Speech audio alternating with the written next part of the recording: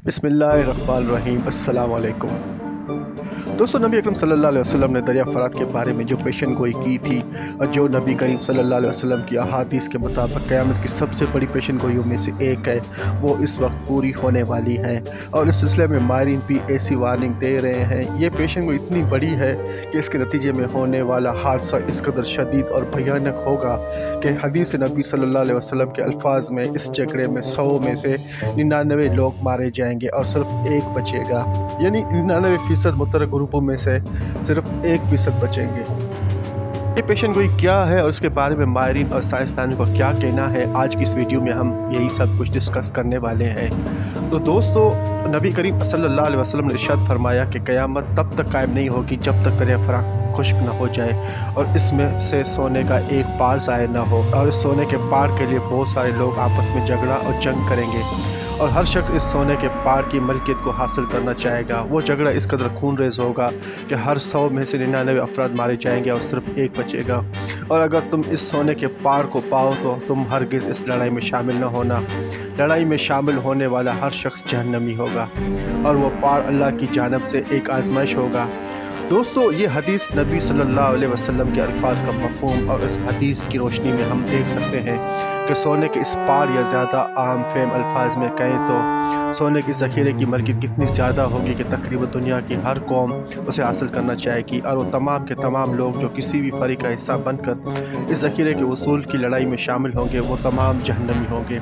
और आखिरकार सोने के इस पार को अल्लाह की जानिब से गायब कर दिया जाएगा। और ये इतनी बड़ी आज़माइश होगी कि उससे अल्लाह रब्बुल इज़्ज़त के आखिरी रसूल सल्लल्लाहु अलैहि वसल्लम ने खुद दूर रहने का हुक्म दिया है। दोस्तों, अगर हम दरिया फ़रात की अहमियत की बात करें तो उसे तीनों मज़हब यानी इस्लाम, ईसाईयत और यहूदियत में आला मकाम हासिल है। यहाँ तक कि इस दरिया के बारे में एक हदीस में अल्फाज भी मिलते हैं कि दरिया फ़रात दरअसल जन्नत के चश्मों में से एक चश्मा है, यानी इस दरिया का पानी साफ़ सुथरा और पाकीज़ा करने वाला है। यही तस्वर ईसाइयों की किताब बाइबल में भी बाइबल के चैप्टर 16 के मुताबिक ये दरिया जन्नत के दरियाओं में से एक है और ये खुश्क होगा और दुनिया के तमाम बादशाह इस पर लड़ाई करेंगे। यानी ये पेशन गोई बाइबल में भी मौजूद है, लेकिन इस पेशन गोई को ज़्यादा वज़ाहत और सराहत के साथ नबी अकरम सल्लल्लाहु अलैहि वसल्लम ने इरशाद फरमाया है, ऐसा दरिया जो जन्नत के चश्मों में से चश्मा हो, उसका खुश्क होना अल्लाह रब्बुल इज़्ज़त की निशानियों में से एक निशानी और उसकी नाराज़गी का मज़हर भी हो सकता है। और तमाम शवाहिद को देखते हुए अगर हम मौजूदा हकीकत पर गौर करें तो हमें मालूम होगा कि पिछले 30 से 40 सालों में दरिया फ़रात बहुत तेज़ी से सुकड़, यहाँ तक कि दरिया फ़रात अपने असल हुजम से तकरीबन 60% तक सुकड़ चुका है, जिसकी वजह से माहिरीन की जानिब से खदशा ज़ाहिर किया जा रहा है कि आइंदा आने वाले चंद सालों में बाकी मांदा दरिया फ़रात भी मुकम्मल तौर पर खुश्क हो जाएगा और जिन इलाकों के दरिया सैराब करता रहा है वहाँ ये पानी की शदीद तरीन किल्लत रमा हो जाएगी। दोस्तों, अगर हम बात करें सोने के इस ज़ख़ीरे की जो दरिया फ़रात के खुश्क होने पर ज़ाहिर होगा तो इसका मामला भी इत्तफ़ाक़ी तौर पर माहिरीन के हाथों ही हल हुआ है और वो यूँ कि दरिया फ़रात के सुकड़ने से मुतल्लिक़ तहक़ीक़ करने वाली माहिरीन की एक टीम ने दरिया फ़रात के किनारे रहने वाले लोगों से इंटरव्यू किया और ये जानना चाहा कि दरिया फ़रात के सुकड़ने के बाद कम पानी में मौजूदा कम मछलियाँ और दीगर अमवात जिनसे वो लोग अपनी रोज़ी रोटी कमाते हैं उनके कम होने से इन अफराद की ज़िंदगियों पर क्या असर पड़ा है।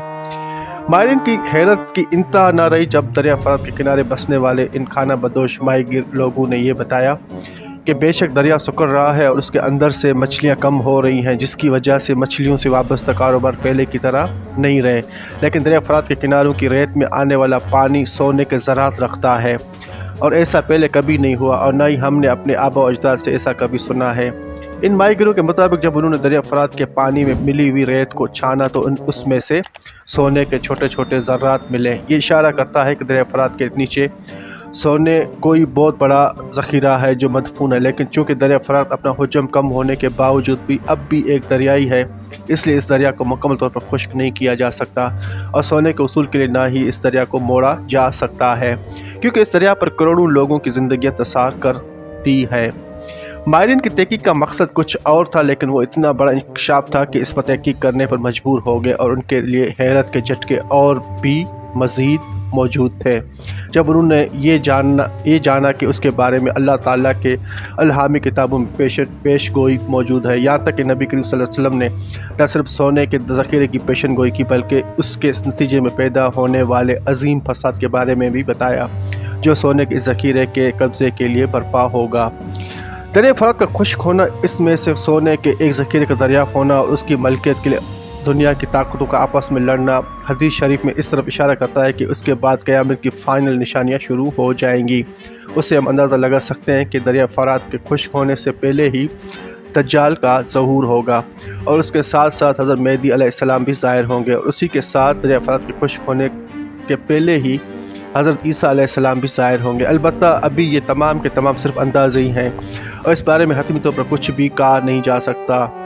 अलबत्ता ये तय है कि दरिया फ़रात का खुश्क होना बहुत बड़ी अलामत होगी और हदीस के अल्फाज के मुताबिक इस अजीम फसाद के बाद दुनिया में क़यामत की फ़ाइनल वार्निंग और निशानियाँ, जिनमें बड़े बड़े तूफ़ान और हवा का ज़िक्र है, जो तमाम के तमाम मोमिन लोगों को अल्लाह के हुजूर भेज देंगी। यानी इस तूफ़ान और हवा से तमाम मोमिन लोग मर जाएंगे, जबकि दुनिया में सिर्फ काफिर लोग मौजूद रह जाएंगे, जिस पर क़यामत वाक़ हो जाएगी। दुआ है कि अल्लाह पाक इस फसाद और फितने से हमें महफूज रखे और ईमान की हालत में मौत दे दे। आमीन सुम्मा आमीन।